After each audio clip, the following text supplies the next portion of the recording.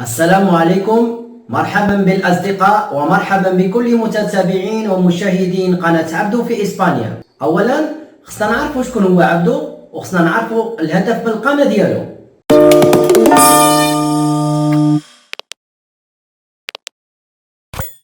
عبدو معالج بدني شاب كان كيعاني ألم سياتيك والسمنة الخطيرة لأزيد من 10 سنوات، والهدف من القناة ديالو مشاركة معكم التجربة اللي كان كيعيشها في علاج ألم السياتيك والسمنة الخطيرة، وكذلك التمارين الطبية والرياضية اللي كان كيزاولها في حياته، والنتيجة كيف ما غادي تشوفوها في الصور.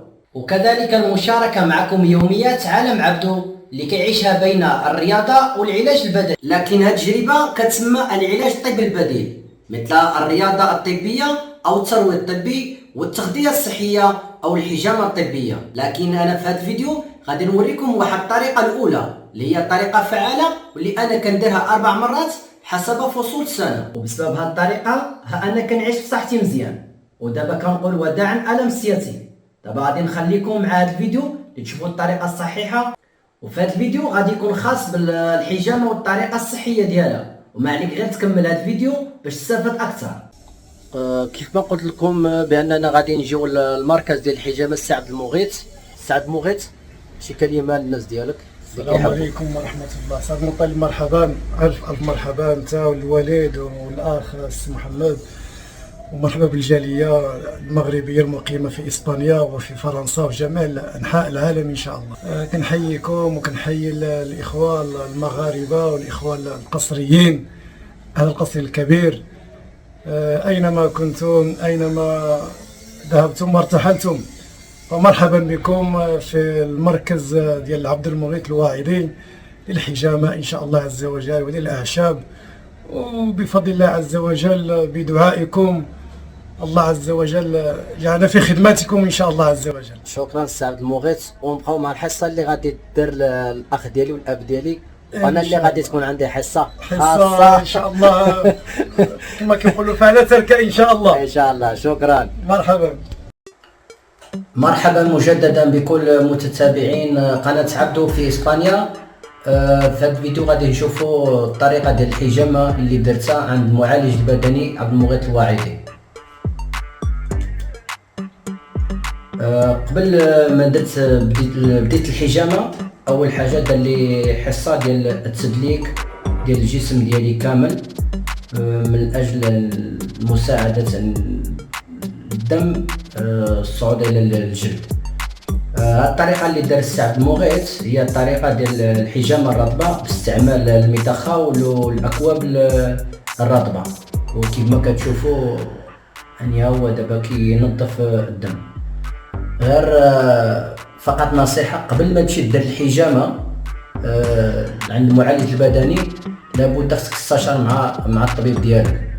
ودابا السي عبد المغيث غادي يبدا بالعمليه ديال المضخه، ودابا كما كتشوف وراه هو عقم المكان اللي غادي يدير فيه الكؤوس، والشي الطريقه اللي دارها يعني الطريقه بالكؤوس الرطبه.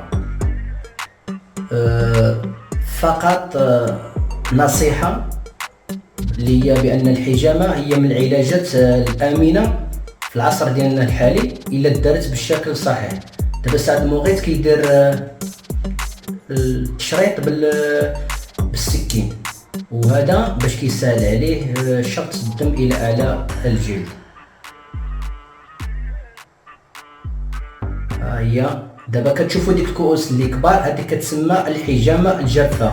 الحجامه الجافه كتكون الطريقه ديالها كتراش ببعض الكحول واستعمال النار، والكاس كيسخن وكيحطوا على الجلد للجلد، وكيخلي واحد الفتره يعني قليله، من بعد كيحيدوا. الطريقه ديال التشريط ديال الجسم خص تكون طريقه يعني واحد دقه. ها هو دابا شوف، يعني الطريقه اللي كيشتغل بها كتكون يعني وقائيه. وهنا الخطوره لما كانش المعالج البدني عنده خبره راه يقدر يوقع واحد نزيف، لهذا خصها تكون دقه في استعمال يعني السكين. وخصنا نعرفوا الايام اللي تكون فيها الحجامه حسب السنه النبويه هي الايام 17 و 19 و 21. دابا السعد مغيث كيدير تنظيف الدم القبيح اللي خرج من الجلد، وحتى ديك الكؤوس يعني كتستعمل مره واحده وكترمى. وهي الحجامه يعني هي من الوسائل العلاجيه المستخدمه في الطب البديل في يومنا هذا. والحجامه راه عندها الاماكن ديالها اللي كيفيهم الالام، مثل الظهر، الكتف، العمود الفقري، الفخذين، وبعض الاماكن اللي هي كتكون فيها الالم اكثر في الجسم. دابا السعد مغيث ها وصل لمرحله ديال الحجامه الجافه.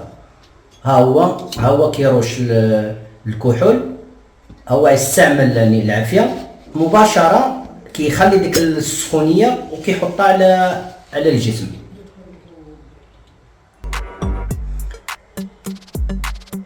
ها هو دابا دابا التنظيف. اهم حاجه في الحجامه هو التعقيم، باش الحمد لله ما يوقع حتى شي مشكل، لا التهاب لا بكتيريا لا حتى شي حاجه. ومن الاحسن دابا هو المرحله واحده اخرى، يعني رجع الفخذين، يعني الفخذين والاعلى الاسفل ديال الرجل، وغادي يستعمل فيهم جوج طريقات. الطريقه ديال الحجامه الجافه يعني بالكؤوس اللي كتكون فيها العافيه، والطريقه ديال الكؤوس اللي كتكون بالمضخه. دابا هنا التنظيف، وبحكم بان كاينه يعني انت خصك تعرفوا بان كاينه جوج ديال الرجلين، باش كيمشي مرحله يدير الحجامه الرجل الاول عاود يدوز للرجل الثاني، وكيدير الحجامه في نفس الوقت. في نفس الوقت كيديرها مع الحجامه الجافه والحجامه يعني الرطبه.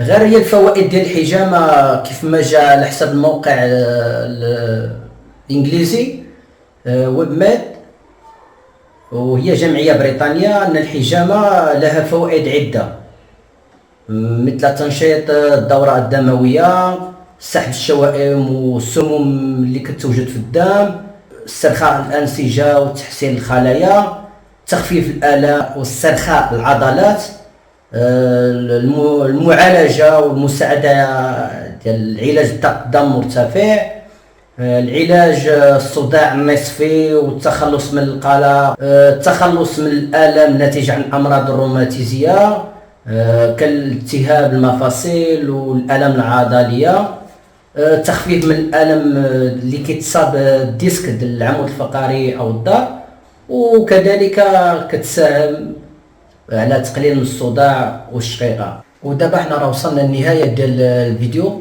نتمنى من الله يكون فيتكم شويه وعرفتوا يعني الفوائد ديال الحجامه، والحجامه يعني المراحل ديالها وحتى انواع ديال الحجامه. غير انا في هذا الفيديو الحجامه اللي درت الحجامه الرطبه اللي كتستعمل بالمضخه والسكين، والحجامه الجافه اللي كتستعمل بالكؤوس والنار.